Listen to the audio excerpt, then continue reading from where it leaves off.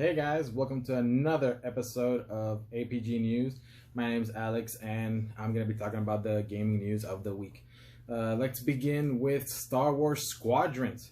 In an interview with creative director Ian Fraser for the upcoming Star Wars Squadron, he stated that the game will be exclusively in first person. He said, stating, the whole game is designed from the ground up to be first person all the way through. You are the pilot. All the information needed is built right into the HUD, so you could turn off the game layer UI if you wanted to and rely entirely on your instruments. They wanted that to be the core experience. So if you take what they say, that means the whole game obviously is going to be in first person. If you have a VR set on PC, and I don't know if it applies for PlayStation, but if hopefully it will, that means it will be amazing. You'll be right in the cockpit of the TIE Fighter, the X-Wing, of any starfighter in Star Wars, and that sounds great. I mean, maybe you'll maybe you'll even play as the Millennium Falcon, which I doubt. He also stated that Star Wars Squadron will be only $40 and have no microtransactions as EA has done in the past. Battlefront. Hopefully they'll continue this, and it's good that the game will only cost $40 and no more. Next up, it has been confirmed that Crash Bandicoot is back in an all-new game called Crash Bandicoot 4. It's about time. And that sounds like a great name if you ask me, and a very fitting name. The visual looks great in the trailer. Looks like they're sticking to the original formula. You know, if it works, don't break it. If it works, don't change it. Lots of platforming, running away from stuff, stress-inducing levels. And even Coco looks even better with her little redesign. It suits her. There are new power-ups that are like Uka Uka and Aku Aku. I don't know what they do, but they're power-ups and they look fun. Don't forget Cortex is back, after beating him God knows how many times. The Crash Bandicoot 4, It's About Time, releases for all consoles on October 2, 2020. Next up, we have Nickelodeon is crossing over with Smite.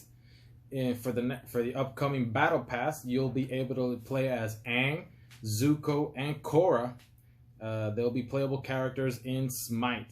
You'll be able to play as Aang, Avatar, Avatar State Aang, Zuko, when he has that undercover costume, I forgot what it's called, and Korra and Avatar Korra, which is the same thing as the Aang. Next up, we have a Smash Direct that they showcase the next upcoming DLC character for Super Smash Bros. And it is none other than Min Min from ARMS, the 18-year-old with a ramen shop. Mr. Sakurai showed off, how she'll be able to play. You can switch up her arms mid-battle, so you don't have to choose it from the beginning, only stick like that.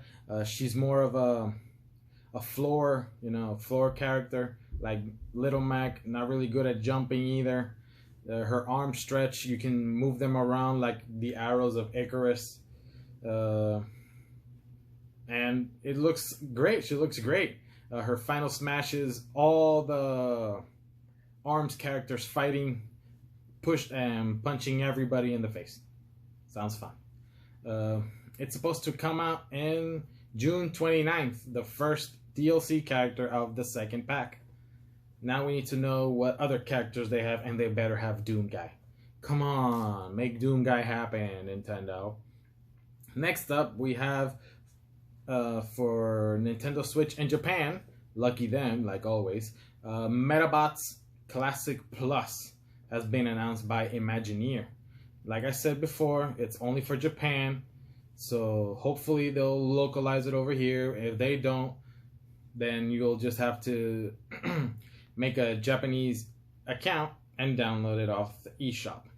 It'll launch on November 12th, The game has two versions, the Kabuto version and the Kuwagata version. I forgot his name. It'll include 8 titles and 16 8 titles, and for a total of 16 versions, all across the Game Boy lineup: Game Boy, Game Boy Color, and Game Boy Advance. You'll have the ability to save and load wherever you want. You can skip battles, increase gameplay, which sounds great, because those games used to be a little bit slow. I only played one. I don't remember what it was called. I think it was the only one that came over here. The games are Metabots, Metabots 2, Metabots 3, Metabots 4, Metabots 5, Sasutake Mura no Tenko Sei, Metabots Navi, Metabots G, Metabots 2 Core. Those are the Metabots games. I love Metabots. I wish they brought more over here. Next up, we have revealed at New Game Plus Expo, Bloodstained Curse of the Moon 2 is in the works for Nintendo Switch, PlayStation 4, Xbox One, and Steam, and it is releasing soon, whenever that means. This reveal comes from the series creator, Koji Igarashi, Artplay and Inti creates. This game, this time around, you'll be playing as returning franchise characters like Zangetsu and the magical Dominique. You'll also be able to play as Robert and Hachi the Corgi. Now, any dog that you can play as a Corgi, any game that you can play as a Corgi sounds fun to me. Though I have not played the first one, and it is on my backlog. I am sorry. And last but not least, we have some news about Cyberpunk. Now, it's not the news that you would usually expect, because CD Projekt Red has teamed up with Netflix to bring the game in an anime-style show for Netflix. It's going to be called Cyberpunk Edgerunners. It's going to be an original series by Studio Trigger, and it'll be out in 2022.